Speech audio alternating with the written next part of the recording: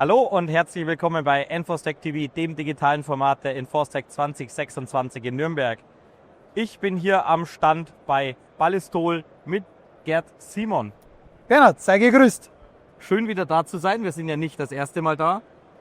Gerd, dennoch für die neuen Kunden, stell dich doch einfach mal schnell vor, was machst du und was macht die Firma Ballistol? Ja, Ballistol ist die geschichtsträchtigste Marke im Bereich Schmiermittel und Waffenöl im deutschsprachigen Raum und auch in Europa. Also dementsprechend seit 122 bitte entschuldige, Jahren liefern wir das Ballistol Universalöl, bekannt als Wund- und Waffenöl, damals für das kaiserliche Heer. Ja, und damit wir nicht stehen bleiben in der Vergangenheit, bin ich als Vertriebsleiter und auch der Anwendungstechniker im Haus dafür verantwortlich, immer wieder Neuigkeiten mit reinzubringen und haben jetzt seit September letzten Jahres für unser altbestehendes Ganex, das wir umentwickelt haben zum Ganex Mil, die TL erfüllt fürs Waffenöl der Bundeswehr fürs S761.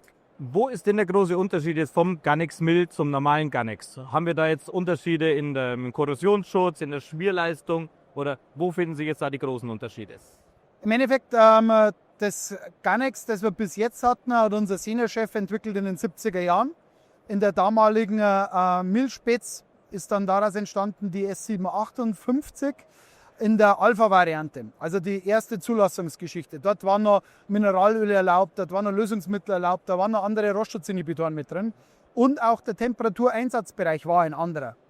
In den 90er Jahren ist dann das S761 entstanden und damit wollte man einfach ein Öl haben, das 3 bestehende Waffenöle ersetzt. In der NATO-Streitkraft und auch insbesondere in der Bundeswehr. Klassisches logistisches Problem, es ist immer mal das falsche Öl mit am Markt. Die damalige NATO-TL für das dann jetzt gültige Waffenöl S761 wurde jetzt mittlerweile auch schon das 7. Mal angepasst. Und wir sind halt mit dem bestehenden Ganex so weit weg gewesen von den physikalischen Eigenschaften wie auch an den inhaltlichen Rohstoffen, dass wir im Endeffekt jetzt in der Neuzeit sind. Jetzt haben wir ankommen müssen in der Vollsynthetik, in anderen Inhaltsstoffen, die einen anderen Temperatureinsatzbereich bringen, minus 54 Grad bis plus 200 Grad, andere Beständigkeit auch gegenüber Materialien und ja, State of the Art zu werden, ist dann eine Herausforderung, die wir angenommen haben. Das heißt, der Unterschied zum Ganex liegt jetzt praktisch in der Konsistenz des Produkts?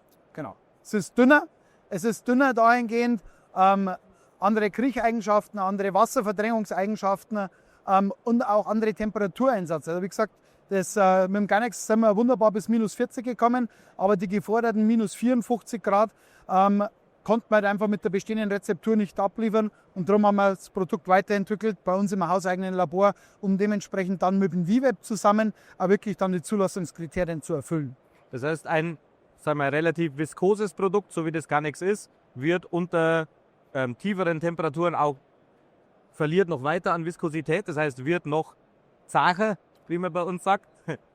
Genau, es dickt ein, also es wird im Endeffekt, man spricht da vom Pour Point, also dem Erstarrungspunkt und der lag halt beim Ganex bei roundabout gute minus 40 Grad und jetzt sind wir halt wirklich auf dem Prüfstand bei minus 57, also wir übererfüllen dann auch die Anforderungen der minus 54 dann von der NATO-TL her auch. Wie ist das jetzt dann bei besonders heißen Temperaturen? Wird dann eher flüssigeres Öl noch flüssiger, also verliert es dann Eigenschaften oder also wie managt das Ganex Mil das dann? Das ist genau das, ich sage jetzt mal, die eine Achillesferse von dem Produkt, das sehr, sehr gut ist von der Performance, vom Korrosionsschutz und von der Wasserverdrängung und bei der Schmierleistung so im minus 20 bis plus 30 plus 35 Grad.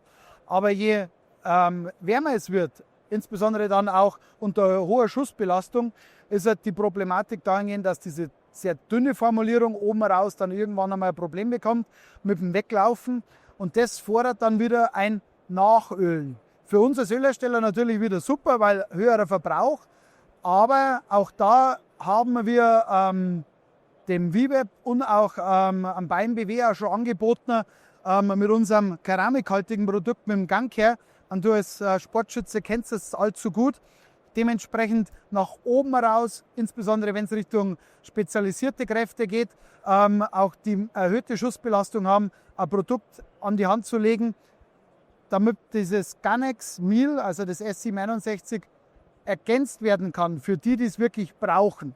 Für die normale Truppe reicht das S761 wunderbar, aber für die Spezialkräfte sollte man es einfach nochmal erweitern. Und dahingehend haben wir auch ein Auge drauf gehabt, dass die Mischbarkeit zwischen einem Ganex Mil und einem Gangkehr 100% gegeben ist, dass es keine Gegenreaktionen gibt, dass sich das Produkt irgendwo zersetzt, sondern das kann man wirklich aufeinander, untereinander, miteinander wunderbar im Einsatz bringen. Das Gun-Care selber, das gibt es jetzt nicht nur als Spray, sondern es gibt es ja auch direkt in flüssiger Form und eben auch als Paste, könnte man sagen.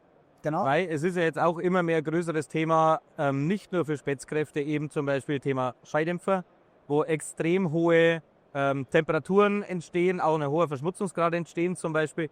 Wäre jetzt zum Beispiel das Gun-Care geeignet, um die Trennbarkeit von Schalldämpfer und Waffensystemen aufrechtzuerhalten? Genau für das war die Markteinführung vor 6 Jahren auch das Thema, dass man nicht nur ein klassisches Waffenfett macht, sondern dort ein Fett, das nicht nur Tieftemperatur, sondern auch hochtemperaturbeständig ist. Und das sind eben die Keramikpartikel, die da drin sind, die die Temperaturbeständigkeit bis plus 1000 Grad liefern. Und insbesondere, wenn man mal vorne Mündungsgewinde sind ruckzuck 400-500 Grad zusammen. Insbesondere, wenn es mal Richtung dynamische Geschichten oder auch mal Vollautomaten geht. Und da performt einfach das Gun-Care-Fett idealerweise. Also das ist genau das für das zum einen Schmieren, aber zum anderen auch Montageschutz und auch Schutz vom Festfressen von einem Gewinde. Ja. Aber ihr bietet ja jetzt nicht nur Schmiermittel, sondern auch was zum Waffenteile reinigen vor allem, was natürlich auch ein separates Hobby als Sportschütze sein sollte. Richtig. Ja, weil Clean Guns Shoot Access. Das ist leider. Ganz genau. Das heißt, den Waffenteilereiniger haben wir ja letztes Jahr schon vorgestellt. Genau. Gibt es jetzt auch was Neues? Der Waffenteilereiniger in unveränderter Form. Nur noch mal kurz zur Erinnerung. 3 Lösungsmittel in Kombination als Mischung, kein Bremsenreiniger per se, also nicht irgendwie ein Reinigungsalkohol bzw. nur Benzin, sondern wirklich eine Lösungsmittelkombination, die genau auf den Bereich der Rückstände abzielt. Und den haben mittlerweile ganz viel kennen und lieben gelernt, weil es einfach wirklich brutal schnell und einfach geht zum Reinigen. Und jeder, der viel schießt, der schießt gerne viel, aber reinigt gerne schnell.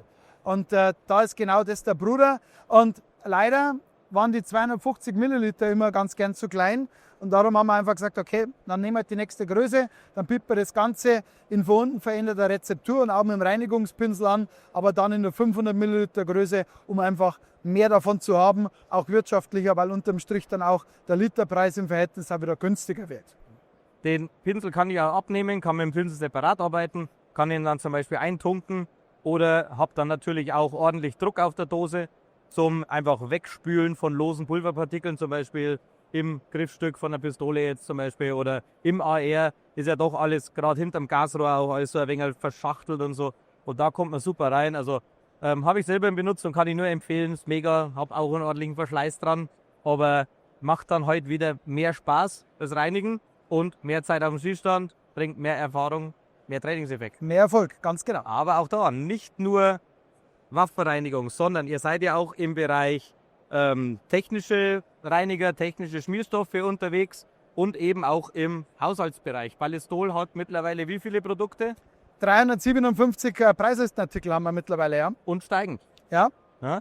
Und ein Produkt davon aus dem Bereich für Haus, Hof und Familie. Da will ich einfach mal den Slogan, die Marke für Mensch, Tier und Technik aufgreifen. Und der Mensch, der steht vorne mit dran. Und tatsächlich haben wir auch Mückenschutzprodukte. Klassisch begonnen hat das Ganze in den 80er Jahren mit einem speziellen Mückenschutz. Und das wurde peu à peu weiterentwickelt. Und jetzt sind wir mittlerweile auch auf der Nummer, dass zum einen Mücken das eine Problem darstellen, aber ganz klar die Zecken noch ein größeres Problem, weil man dort einfach Borreliose auch mit als Krankheit mit dabei hat, gegen das man nicht impfen kann. Natürlich sind in Deutschland ein Mückenstich unangenehm, das juckt mal. Auch da haben wir dafür ein Cooling-Roll-On, dass man das, wenn mal was gestochen hat und man nicht eingesprüht wurde, dementsprechend auch eine Linderung bringt. Aber jetzt mit dem Stichfrei Zecke auch eine Rezeptur, die speziell für die Zecken abgestimmt ist, um sich diese beißenden Biester, egal ob auf der Outdoor-Shooting-Range, als Jäger oder einfach als Outdoor-Enthusiast, einfach auch vom Leib zu halten. Ist das jetzt nur gemacht, um es jetzt auf die Haut aufzutragen, oder kann ich mir das zum Beispiel aus Hosenbein sprühen? Also hat das da auch einen Effekt? Das funktioniert auf dem Hosenbein auch, wobei der beste Schutz ist auf der Haut, weil die Körpertemperatur das Produkt nutzt, um einfach auch die Dämpfe zu verbreiten. Und diese Dämpfe sind in erster Linie das, was diese Zecken und Mücken auch abhält. Und darum sollte man diese von uns dermatologisch getesteten Produkte primär auf die Haut, aber es schadet natürlich auch nicht, ein kurzer Sprühstoß mal auf die Hose bzw. auf die Schuhe zu geben, um einfach dort die Schutzleistung der Kleidungsstück doch dann nochmal zum Optimieren. Das heißt, es geht jetzt im Grunde nicht darum, dass die Zecke sagt, ich bin jetzt schon am Bein und das schmeckt mir nicht, sondern dass die Zecke gar nicht erst auf die Haut geht. Also wir vergrämen sie im Grunde, bevor sie sich niederlässt. Ganz genau, richtig. Biozidzulassung heißt ja das Fernhalten von Krankheitserregern in erster Linie, und das geht schon mal auch in der Entfernung los. Also auf der Haut ist es eigentlich schon zu spät, richtig. Ja, irgendwo wird es einen Fleck finden, wo sie sich dann versenken kann. Und Gerne irgendwo anders, aber nicht bei mir und nicht bei dir. das ist nett von dir. Das sind super abschließende Worte, glaube ich, hier. Gerd, willst du uns noch irgendwas mitgeben für die Zukunft? Für die Zukunft bleibt gesund, und wenn ihr Interesse habt an den Produkten, entweder jetzt hier noch 2 Tage auf der Enfastec oder dann im Anschluss auf der IWA, kommt gerne vorbei, schaut es euch an. Wir haben ja noch einiges zum Bieten, und auf der IWA haben wir auch alle unsere Produkte mit dabei, das komplette Portfolio. Website? www.ballistol.de, Instagram, YouTube-Kanäle, dementsprechend immer irgendwo zu finden.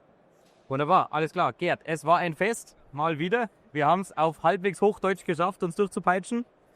Das war es soweit hier vom Stand von Ballistol von der Enforcetec 2026. Wenn euch das gefallen hat, wie immer, denkt dran, Like, Abo und Glocke drücken für Enforcetec TV, damit ihr auf dem Laufenden bleibt, auch für alle weiteren Infos der Enforcetec 2026.